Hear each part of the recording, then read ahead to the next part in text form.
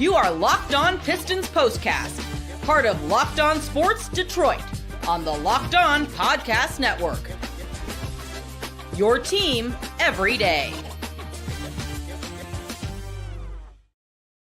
Man, oh man, do we have a lot to get into on this live Locked On Pistons postcast. Welcome one, welcome all. I'm your host, Jake Rietma. You can follow me on Twitter at Jake_Rietma. The Pistons fall to the Oklahoma City Thunder, 113-107.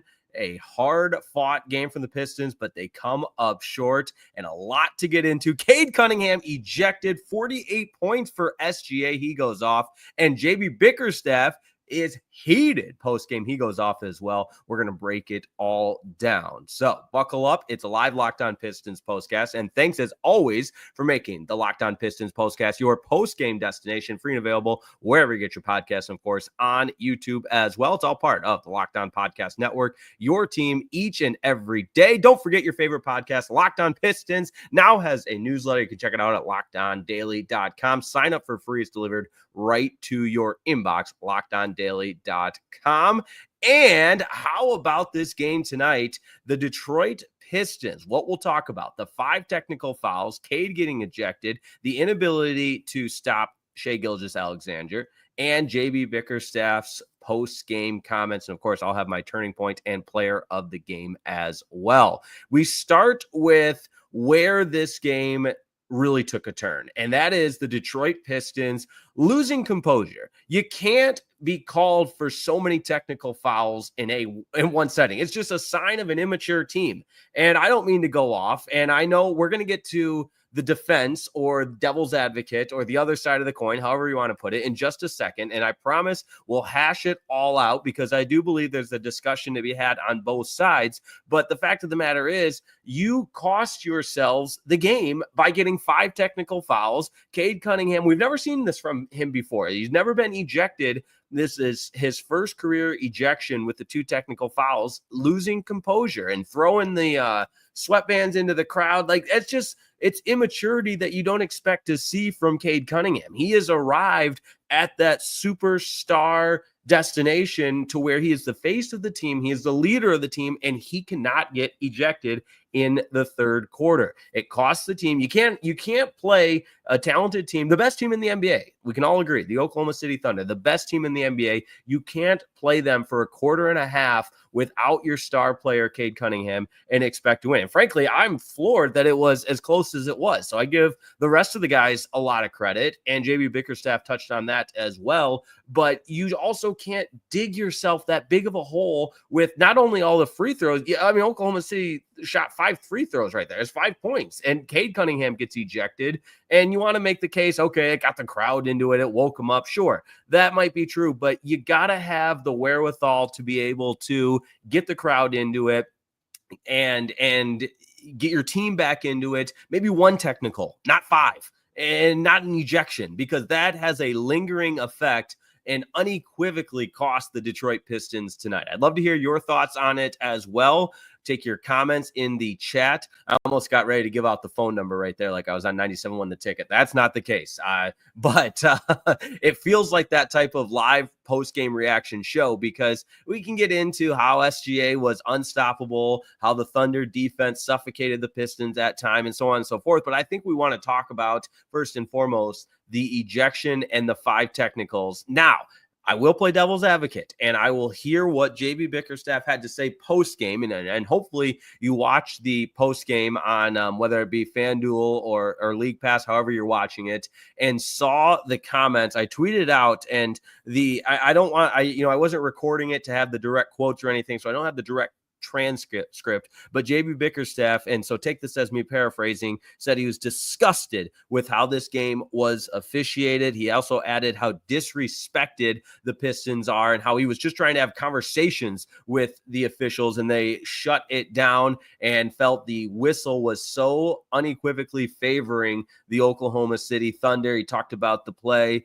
where Lou Dort stepped on his teammate, and they review it for a potential flagrant on the Pistons. And he didn't say this, but he's getting to the point that it's BS how disrespected the Detroit Pistons are, and he's sick of it. He can't stand for it anymore. He was animated, pounded the table a couple of times, crinkled up his stat sheet, you name it. I'm sure everyone's going to see the video, but if you haven't seen it by now, that's exactly what happened, or if you didn't see it live. And so he is unequivocally planting the flag, defending his guys. There's no doubt about it. And I respect that. That's what a good coach should do. And I'm curious what the off-camera locker room conversations will be like, because a coach as good as JB Bickerstaff has to agree with me that Cade Cunningham can't get ejected. If you get one technical, fire up your team. Okay, that's different. And again, the Pistons did respond after that sequence of all the technical fouls,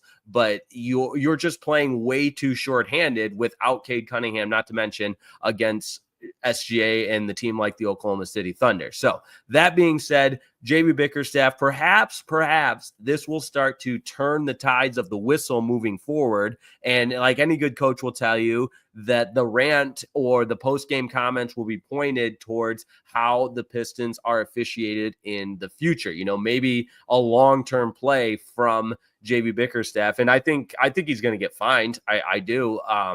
Based on how animated he was and how he directly called out the officiating, I think he absolutely gets fined for his post-game comments. But again, I love the fact that he is defending his guys, and this is all a part of building that strong bond that this team has, the chemistry, the camaraderie. All of that is important in team building.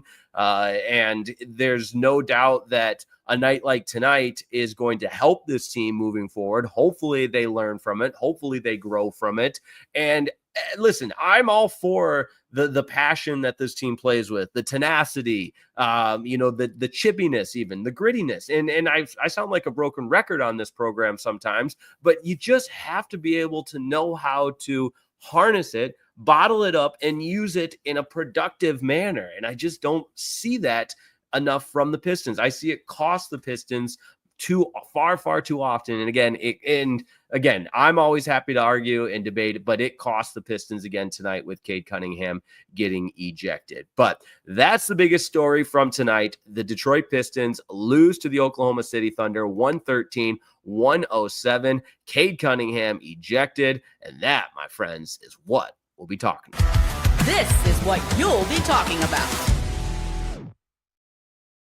My final thought on the Cade ejection is an interesting point that was brought up on the post game, that how players are treated differently in this league is intriguing. And say what you will, but I don't think anyone can make a case that officials don't have quick triggers or quicker whistles with certain players than others. And yes, Cade Cunningham got ejected tonight, but I think it was a pretty quick whistle. And I don't know if he's necessarily earned that type of reputation. Obviously, one of the most noted players that received as many technicals as anybody because of his reputation was Rasheed Wallace, who played for the Detroit Pistons, my all-time favorite Piston. And so that's why I don't want this to sound like I'm against firing up your team, but when Cade gets ejected, the Pistons, you could say, had no chance from that point forward. And again, I give him a lot of credit for making it as close as it was, but it'll be interesting to see, based on JB Bickerstaff's post-game comments, how disrespected the Pistons were, what the league chooses to do as far as how this team is officiated moving forward. Now, want to get into your comments before we get into our player of the game, as well as our turning point in this game. And we begin with Demetrius McNeil. Shout out to Demetrius. Jake, you mentioned Cade Cunningham, who had a rough night shooting, 5 technical fouls in the third quarter. Stop getting technical fouls for the rest of the season. Thank you, Trey Donaldson. Yeah, that's what it is. This team has to find whatever it is that works for them to be able to just nip it in the bud and stop it. You get one technical, you send the message, and then you go play basketball. Because the best teams, and take the Western Conference, the best teams in the West, I don't watch the Thunder on a consistent enough basis by any means, but tonight was an example. When the moment got heated and amplified, they put their head down and played basketball and went on a run, and SGA takes the game over. And I just wish the Pistons would do more of that and less worrying about the officiating. But again, I hope I've adequately explained both sides of the argument, because there's enough to be said about both sides of the argument. And I appreciate Chili Damon here getting in on it. Counterpoint, refs called it differently once Cade was ejected. They backed off, and that's why we could stay close. That is a good counterpoint, because if that was in fact what needed to happen in order for the refs to call this game fair, then okay, that's, I don't think there's any quantifiable way to prove that. But from observation, if you feel that once Cade was ejected, the tone and the whistle changed, then sure, that's that I can hear that point. And again, if that's the case, then so be it. But I just will not. I will plant the flag, is probably a better way to say it, that this Pistons team without Cade Cunningham just simply can't measure up to a team like the Oklahoma City Thunder. But all great discussion tonight. I really appreciate it, and I really appreciate everybody tuning in. We're just getting started, so don't go anywhere. When we come back, we're going to talk more about the game, look at the Pistons schedule coming up, and I'll have my turning point and player of the game. That's coming up next on a live Locked On Pistons postcast. Hey, this episode of the Locked On Pistons postcast is brought to you by Upwork. All right, scaling your business requires the right expertise at the right time. With Upwork, you can find specialized freelancers in marketing, development, design, and so much more. Experts are ready to help you take your business to the next level. Upwork gives businesses flexibility by connecting them with top freelance talent across multiple industries, including IT, AI, web development, and marketing. Whether you need extra hands for a project or a long-term partner, Upwork makes hiring simple and affordable. Finding the right talent is so important. So listen up, guys. If you need help with a marketing campaign, Upwork can connect you with a freelance expert who delivers incredible results. So visit Upwork.com right now and post your job for free. That's Upwork, Upwork.com, Upwork.com, to connect with top talent and grow your business today. This episode of the Locked On Pistons postcast is also brought to you by 5 Hour Energy. Daylight savings snuck up on us once again. And if you're feeling that lost hour of sleep, well, good news. 5 Hour Energy has your back. The extra sunshine means more time for fun, my friends. That's the way you got to look at daylight savings. But sometimes, I'll admit, you need a little boost to power through. That's where 5 Hour Energy comes in. Whether you're staying up late watching the NCAA tournament that's just getting ready to kick off, can't wait for that. Maybe you're squeezing in a round of golf after work, or you're just trying to keep up with your busy day. 5 Hour Energy gives you that quick, refreshing pick-me-up whenever you need it. That's right. Basketball madness is here, and you're probably going to stay up late watching hoops. I know I will be, and that's where 5 Hour Energy can help. It helps keep you up the next day. That's when you feel it. You got the adrenaline when you're watching the games live, but you need that boost the next day. That's where 5 Hour Energy's got your back. So head to 5hourenergy.com to find over 15 flavors to choose from, including watermelon, blue raspberry, and peach mango. Sounds delicious. You can even build your own 12-pack or 24-pack delivered right to your door. Need one now? Grab a 5 Hour Energy shot at your local grocery or convenience store. They're everywhere. Stock up today and stay energized.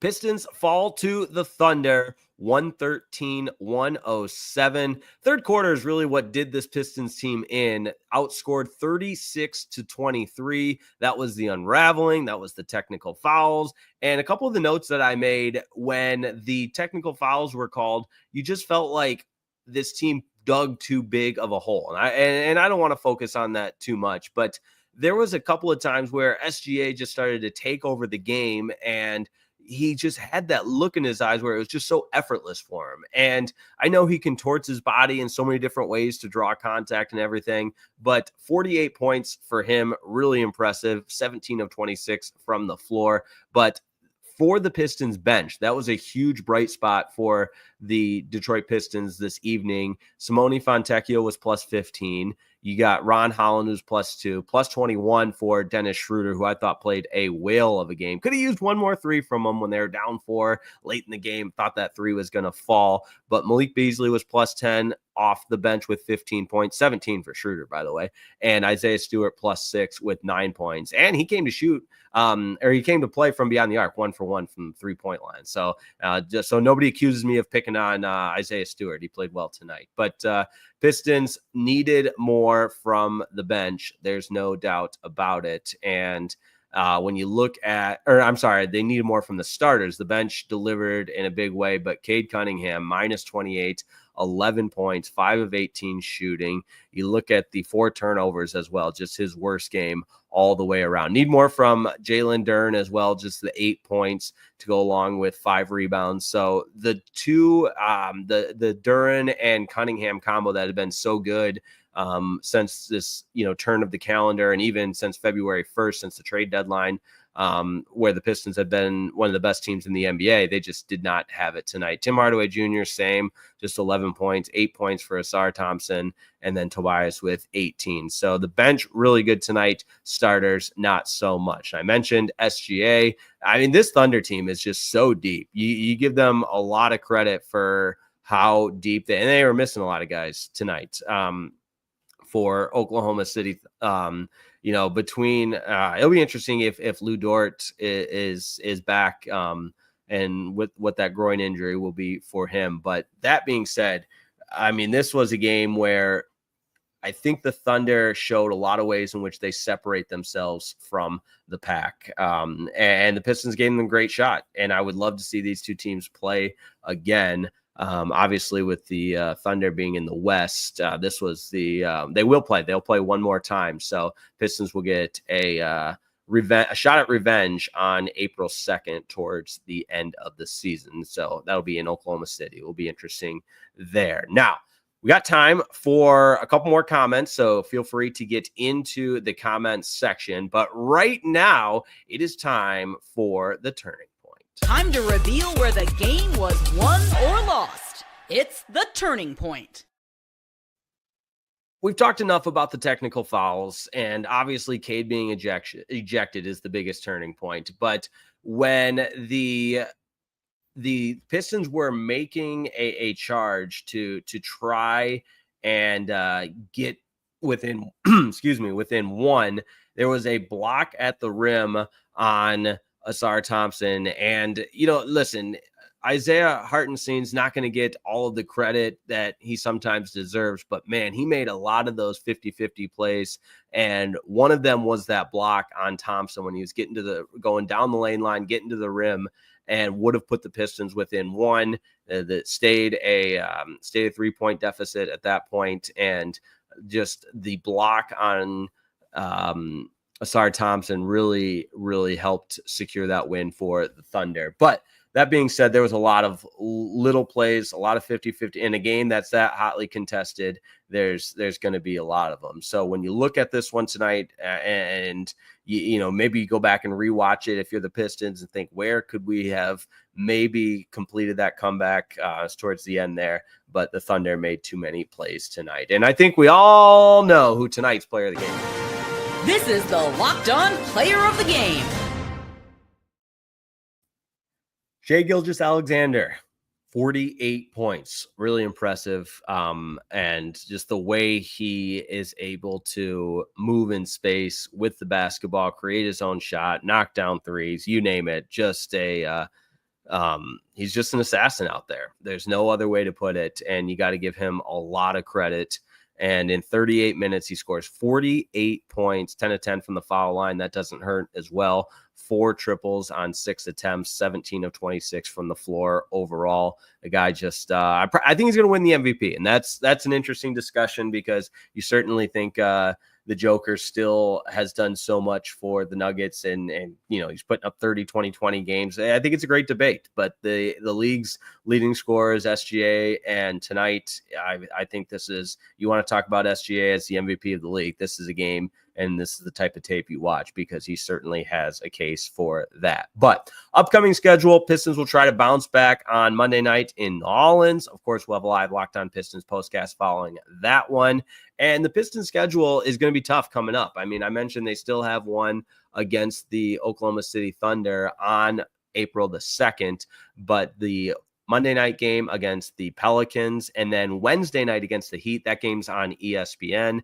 And then Friday, they're in Dallas against the Mavericks. I'll be at that one. And on Sunday, it's the same Pelicans team as again. So, but back in Detroit Sunday afternoon on the 23rd. So that's what's coming up. And as always, it's your place to find the Pistons post-game reaction show right here on Locked On Sports Detroit. Check out the newsletter, LockedOnDaily.com. I know Koo works really hard on that. Shout out to him. Check out all the Locked On Detroit podcasts, Locked On Tigers, Locked On Red Wings, Locked On Pistons, Locked On Wolverines, you name it. We're here for you on Locked On, your team each and every day. So that's going to do it for me. As always, get in the comments. Would love for you to express your opinion on tonight's show, because it was one of those shows that has a couple of different ways to break it all down. So I always enjoy interacting with everyone on the comments as well. Make sure you subscribe and go ahead and share the video with a friend. Thanks so much for watching. Pistons lose to the Oklahoma City Thunder 113-107. The Pistons now on the season are 37-31. Oklahoma City 55-12. Wow, that's impressive. Pistons will try to bounce back Monday night against the Pelicans. We'll have a live Locked On Pistons postcast then. Until then, have a wonderful evening. We'll see you next time on Locked On Sports Detroit.